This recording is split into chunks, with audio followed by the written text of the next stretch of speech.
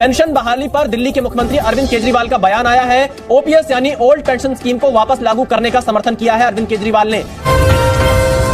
अगर भारतीय मजदूर संघ सार्वजनिक तौर पर यह कहे कि अगर सरकार ने, उसमें उत्तर प्रदेश की सरकार भी शामिल, उसमें अन्य राज्यों की सरकार भी शामिल, उसमें केंद्र की सरकार भी शामिल, कि अगर सरकारों ने सरकारी कर्मचारियों को पुरानी पेंशन नहीं दी, उनकी इस मांग को स्वीकार नहीं किया, तो सरकारों को चुनाव में इसका खामियाजा भुगतना पड़ेगा। देखिए, शाम को 6:30 बजे कैबिनेट की मीटिंग होगी। उससे पहले ही प्रधानमंत्री मोदी और गृह मंत्री अमित शाह से सरकार के वरिष्ठ मंत्री मिले, यानी कि मंत्रणा लगातार चल रही है। ईपीएस 95 पेंशन को लेकर हाईकोर्ट का तगड़ा फैसला जारी। ईपीएफओ का भी साथ में आदेश जारी हो चुका है। आपके खातों के अंदर आने वाले हैं 64,000 रुपए की रकम। और आपकी पेंशन बढ़ोतरी को लेकर बहुत बड़े यानी कि जजों का आदेश जारी हो चुका है, जिसके अनुसार इस तरह का दावा किया जा रहा है कि ईपीएस के जो पेंशन धारक है उनको सभी को पेंशन बढ़ोतरी का लाभ मिलने वाला है। तो ईपीएस के जो पेंशन धारक है उनके लिए लेटेस्ट अपडेट आ चुकी है हाईकोर्ट की तरफ से। तो पेंशन धारकों को कितनी पेंशन मिलेगी और उनके खातों में कब आपकी यानी कि पेंशन आने वाली है। आपको बता दें कि आपकी पेंशन और डीए को लेकर, मेडिकल की सुविधा को लेकर बहुत सारे यानी कि ऐलान आज हाईकोर्ट ने जारी किया, जिसके बारे में बताने वाले हैं कि किन कर्मचारियों को कितना पेंशन मिलेगा और साथ में अन्य सुविधाएं कौन कौन से मिलेगी। तो हाईकोर्ट का आपकी पेंशन को लेकर बहुत बड़ा लेटेस्ट फैसला जारी हुआ। तो सभी ईपीएस 95 पेंशन धारक है वो इस वीडियो को आखिर तक देखते रहिएगा। उन सभी के लिए जानकारी बेहद इंपॉर्टेंट होने वाली है। उनकी पेंशन बढ़ोतरी को लेकर आज बहुत बड़ी यानी कि महत्वपूर्ण घोषणाएं हुई है। इस तरह की बड़ी अपडेट आ रही है कि सभी ईपीएस के पेंशन धारक है उनको जल्दी उनकी ईपीएस मिनिमम पेंशन में अच्छी बढ़ोतरी देखने को मिलेगी।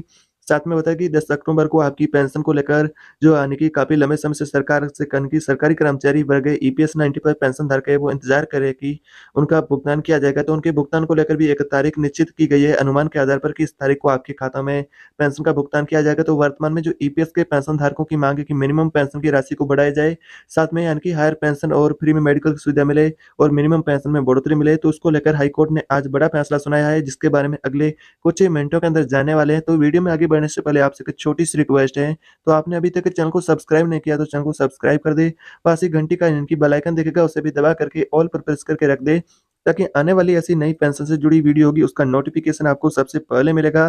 तो यानी कि जो ईपीएस के पेंशन धारक है उनके लिए पीएम मोदी ने आज बड़ा यानी कि लाइव आकर के ऐलान किया है कि जो 10 अक्टूबर को उनकी मांगे है जो पेंशन बढ़ोतरी को लेकर वो पूरी होने वाले हैं। साथ ही श्रम मंत्रालय ने भी पेंशन धारकों की मांगों को मंजूरी देने को लेकर बड़ा आदेश दिया है कि पेंशन धारकों की मांग है कि मिनिमम पेंशन की 1,000 रुपए की राशि को बढ़ा करके 9,000 रुपए किया जाए। तो इसको लेकर एक यानी कि कमेटी का गठन किया गया, जिसके अनुसार आपको पेंशन बढ़ोतरी का फायदा मिलने वाला है। यानी कि कमेटी का इस तरह का यानी कि गठन किया जाएगा जो आपकी एज डिपेंड करेगी, आपको कितनी पेंशन मिलेगी और आपने कितना कंट्रीब्यूशन किया ये डिपेंड करेगा कि आपकी पेंशन कितनी बढ़ेगी।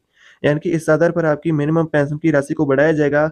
तो इसको लेकर लेटेस्ट अपडेट आ रही है कि आपको चरण इसको लेकर आपको मिलने वाले इस अनुसार आपको पेंशन का फायदा मिलेगा। साथ में कर्मचारियों के लिए ओपीएस को लेकर भी अपडेट आ रही है और आपकी जो केंद्रीय कर्मचारी है जो ईपीएस के पेंशन धारक है और उनका पेंशन का भेदभाव है उसको लेकर भी अपडेट आ रही है। साथ में डीए को लेकर अपडेट है, उनके बारे में भी जानने वाले कि किन कर्मचारियों को कितना डीए मिलेगा, किन कर्मचारियों को कितनी पेंशन मिलेगी। तो इनके सारे में यानी कि इन सारी जानकारी को जानने वाले हैं।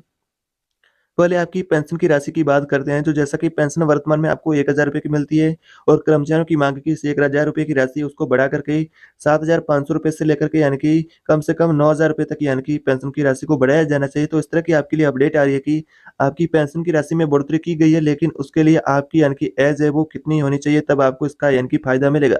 अगर आपने 75 साल की एज कंप्लीट कर ली है तो ही आपको 9,000 रुपए की पेंशन मिलेगी।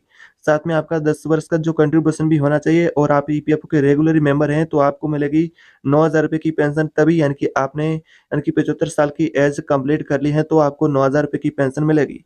बात करते हैं 8,500 रुपए की पेंशन किनको मिलेगी, उसके लिए आपकी क्या शर्तें होने वाली है। तो ये होती है यानी कि एक सर्कुलर ईपीएफओ का जारी हुआ है, जिसके अनुसार आपको ये फायदा दिया जाएगा। यानी कि इसके अनुसार हम आपको जानकारी बता रहे हैं कि अगर आपने 37 साल की एज कंप्लीट कर ली है तो आपको 8,500 रुपए की पेंशन मिलेगी। वही आपका 10 साल का कंट्रीब्यूशन होना चाहिए रेगुलर और आप ईपीएफओ के रेगुलर मेंबर भी होने चाहिए।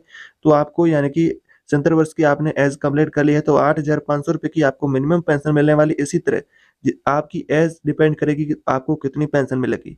साथ में बात करें कि अगर आपको 7,500 रुपए की पेंशन किन पेंशन धारकों को दी जाएगी, तो उसके लिए आपकी एज है जो 65 वर्ष कंप्लीट होनी चाहिए। तो आपको मिलेगी 7,500 रुपये की पेंशन। साथ में वही सेम प्रोसेस होने वाला है कि आपका 10 साल तक का रेगुलर कंट्रीब्यूशन और ईपीएफओ का मेंबर भी होने चाहिए। तो आपको यानी कि 7,500 रुपये की पेंशन मिलेगी। इसके लिए 65 वर्ष की आपकी एज कंप्लीट हुई होनी चाहिए। जो वर्ग जितना कैटेगरी का अधिक यानी कि जिसकी आयु की जो रिटायर्ड हुए ने अधिक समय हुआ है जो कर्मचारी उसको, तो उसको ज़्यादा पेंशन मिलेगी। जिनको कम समय हुआ है तो उनको कम पेंशन मिलेगी। उन्होंने यानी कि आपको बता दें कि अगर आपकी 60 साल की एज कंप्लीट हुई है तो आपको 5,000 रुपये की पेंशन मिलेगी। लेकिन ये कोई एग्जैक्ट आंकड़ा नहीं है जिसके अनुसार आपको मिलेगी। इसको ज़्यादा कम भी किया जा सकता है, यानी कि आपको जितना आपने जो रेगुलर कंट्रीब्यूशन किया है 10 साल से अधिक किया है उसके ऊपर निर्भर करेगा। लेकिन आपको यानी कि मोटे तौर पर इस तरह आप समझ सकते हैं कि आपको इस तरह का पेंशन मिलने वाला है, जो कि आपकी एज डिपेंड करेगी कि कितना आपको अधिक पेंशन मिलने वाला है। अगर आप यानी कि 60 यानी कि साल की हो चुकी है, अगर आप रिटायर्ड हो चुके हैं अभी वर्तमान में, तो आपको कुछ ही समय हुआ है, कम ही समय हुआ है, तो आपको 5,000 रुपये की पेंशन मिलेगी। और अगर आप 65 वर्ष के हो चुके हैं, आपने इस एज को कंप्लीट किया है, तो 7,500 रुपये की पेंशन मिलेगी। इसी तरह 70 वर्ष के आप हो चुके हैं, आपकी एज कंप्लीट हो चुकी है, तो आपको 8,500 रुपये की पेंशन मिलेगी। इसी तरह अगर आपने 75 साल की कंप्लीट कर ली है, यानी कि 75 साल की एज, तो आपको यानी कि 9,000 रुपये की पेंशन मिलेगी। इसी तरह आपको यानी कि ये पेंशन का फायदा मिलने वाला है। बात करें केंद्रीय कर्मचारियों के लिए लेटेस्ट अपडेट आ रही है महंगाई भत्ते को लेकर, तो आपका महंगाई भत्ता है यानी कि जिसे बढ़ाने को लेकर केंद्रीय कर्मचारी इंतजार कर बैठे हैं कि सरकार उनका महंगाई भत्ते को लेकर कब ऐलान करेगी। तो अनुमान इस तरह का लगाया जा रहा है कि आपके डीए में 4% की बढ़ोतरी हो सकती है। और जो एक्सपर्ट की माने तो सरकारी मीडिया रिपोर्ट की माने तो इस तरह का यानी कि दावा किया जा रहा है कि आपकी जो यानी कि महंगाई भत्ते की राशि है उसमें 4% की बढ़ोतरी की जा सकती है। और ये यानी कि दशहरा से पहले आपकी पेंशन और महंगाई भत्ते को लेकर ऐलान होने वाला है। इस तरह का अनुमान लगाया जा रहा है कि जो कर्मचारी वर्ग है काफी लंबे समय से इसको लेकर इंतजार यानी कि सरकार से आस लगाए बैठे हैं, उनका इंतजार खत्म होने वाला है। तो आपको बता दें कि आपका 4% की बढ़ोतरी मानी जा रही है, लेकिन सरकार इसके बाद जो यानी कि इंडेक्स आएगा उस इंडेक्स के आधार पर जो महीने का उस हिसाब से आपका जो महंगाई भत्ता बढ़ेगा। लेकिन अनुमान के तौर पर ऐसा कहा जा सकता है कि आपकी 4% की जो आपकी महंगाई भत्ते की राशि में बढ़ोतरी की जा सकती है। और आपको यानी कि 4% के साथ यानी कि 40% आपको महंगाई भत्ता मिलेगा। और बात करें पेंशन के भेदभाव को लेकर, जो कर्मचारी पेंशन के भेदभाव का सामना कर रहे हैं उनके लिए भी रात भरी अपडेट आ रही है।